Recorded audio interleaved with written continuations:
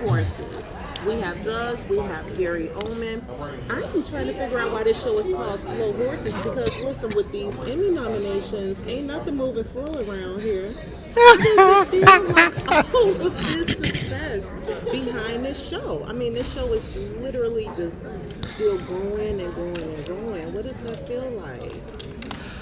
Well, it's nice that it's has a life beyond the UK, only because it's the humour in the show is very specifically British, and I think initially the worry was that maybe it's just too colloquial, it's too insular to the UK, and that it wouldn't have legs beyond.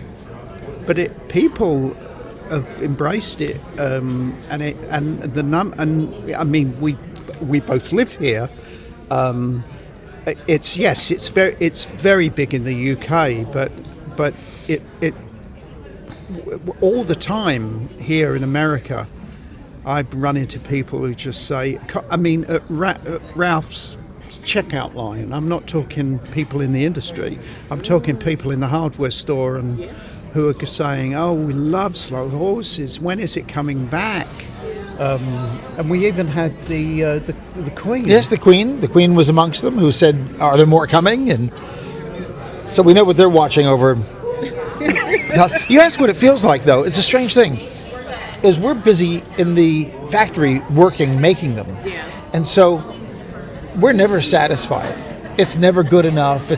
We're always trying to keep tweaking it and making it better. It's incredibly reassuring when an audience or critics tells us it's very good, because we're sitting there thinking, oh boy, we never go to sleep. We're in pre-production, writing, post-production, at some looking at cuts, tweaking scenes. A scene that might be playing very dramatic should have a touch of comedy. A scene that is playing without a touch of hope might need a touch of hope. And we're always tinkering, and we are never sure that we've hit the mark until you folks see it and tell us that we've hit the mark, because it's a nail biter. And you feel like that's the case with any and every project that you work on and that you're a part of? Yeah, people, not that they should understand, but what they don't always understand is no one goes into a project to make it bad. The same that you bring talent together, and the same commitment and attention to detail and the same amount of energy and enthusiasm also goes into making a bad film. It's you don't set out to do it. The commitment is the same as making a good. So you're surprised surprised when you get it right. That's the amazing thing. Now we are lucky because we've gotten it right a lot of times in our life, but we're still surprised when we get it right. You asked that question. The one thing I will say is during Darkest Hour, I knew when I read it, Oscar for my friend, and that we would make a nominated film.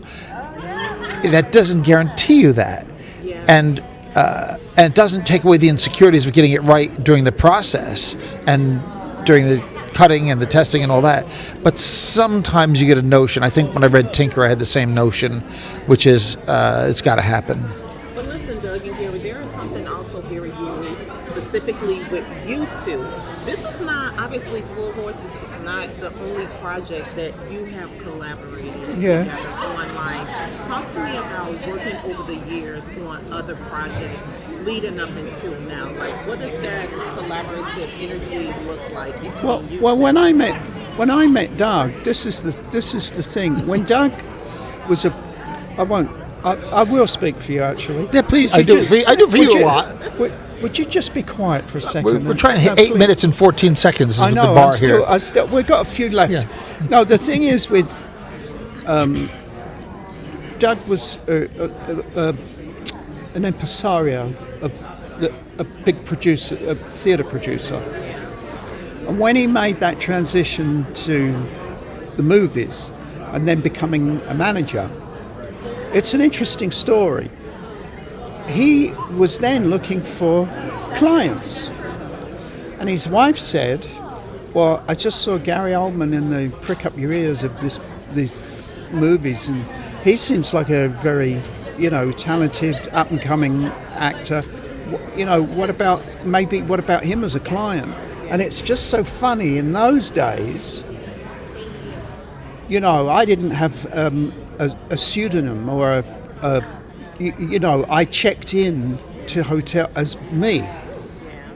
And you made a couple of phone calls. I called your old phone numbers, and they'd all been disconnected. Yeah, and then you called the hotel. I only called one hotel. Called one hotel and just said, could you put me through to Gary Oldman? The woman said, one moment. And I picked up the phone and went, hello, this is Doug, do you remember me? Oh, yeah. Well, and then we hit it off because of the theatre background that we shared. Yeah. So we had that connection. Yeah. We've been together ever since. We're lucky in the sense. There are other long partnerships in our business, and they're rare. But when you have them, you're lucky because you have a sort of seamlessness in your trust, in your support, in your taste, in your. If I ask Gary, is this television show good, or should I watch it, or what's that director like, or that lighting like? Yeah. If I hear from him, or whatever, I take it as gospel that it's accurate. And to some degree, I think it's a little bit the other. If he says, "What's the role like?" or I'll give him my report, and I think he'll take it. Yeah, he's got a good eye. So when you have that, plus lots of support, loyalty, and trust, and taste, and the background, it's been a long ride for the two of us, and it's been a life-changing and wonderful ride for me, and I think for each of us. Well, listen, I love the both of you, Gary and Doug. Congratulations on all of the Thank you. success of this show, and I look forward to seeing Aren't you at the Emmys. Aren't you gonna ask what season 5 holds for you? Because I can tell you. I try to be a unique journalist and not ask the questions that everybody else asks. Oh, everyone But did no, ask me this. The fact that you brought it up, Yeah. now you have to Well, I have tell an me. answer. Well, let me ask you. Where are we in production, and what should we gear up for this next season? Gear up for more thrills and chills. That's it. That's it. Oh my God.